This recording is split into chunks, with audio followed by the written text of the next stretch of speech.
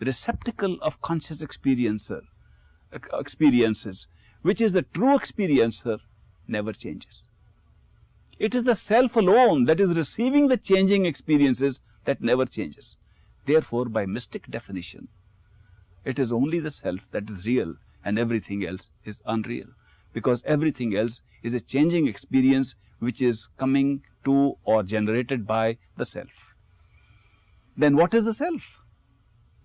When we look at this world and go about it, we find we have no knowledge of the self except what we have experienced of this world.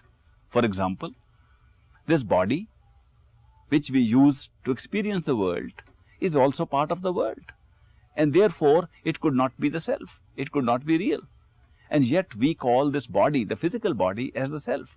Therefore, we are misrepresenting the physical body to be the self, whereas it is a changing experience and could not be the self. So, all the notions of the self that we have while in illusion are also an illusion, and therefore the mystics say it is not possible to find out the truth of the self by merely relying upon the notions of the self through illusion. These experiences in illusion will give us some idea which side, which direction to look for the self, but they do not reveal the self. One thing is certain, that when we are in this physical body and we look around us in this world, we know that consciousness, which is the ultimate experiencer and the receiver of all these experiences, is inside this body and not outside. Therefore, it is safe to say that the ultimate self, of which we are unaware, is located within us and not outside. So, the direction is right, but the nature of the self is still unknown to us.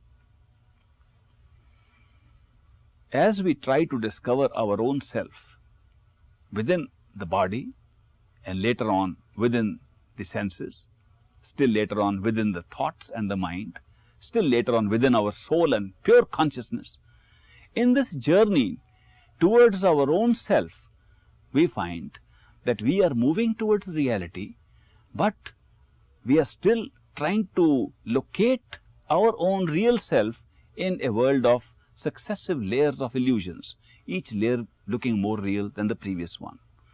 As we move towards more and more of reality and come to the ultimate self, which means the ultimate source of all conscious experience, which means total consciousness per se, we find that that self is everything that it created also, that the whole world was part of the same self.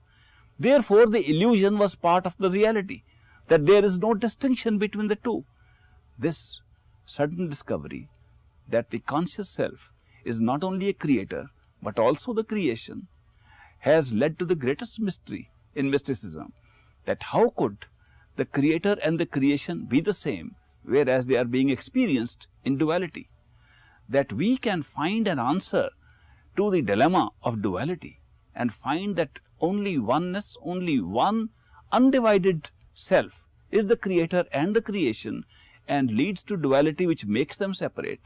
This answer is provided by mysticism and cannot be provided by reason, and that is where the difference starts between the mystic ultimate experience of the self and the experience of reason.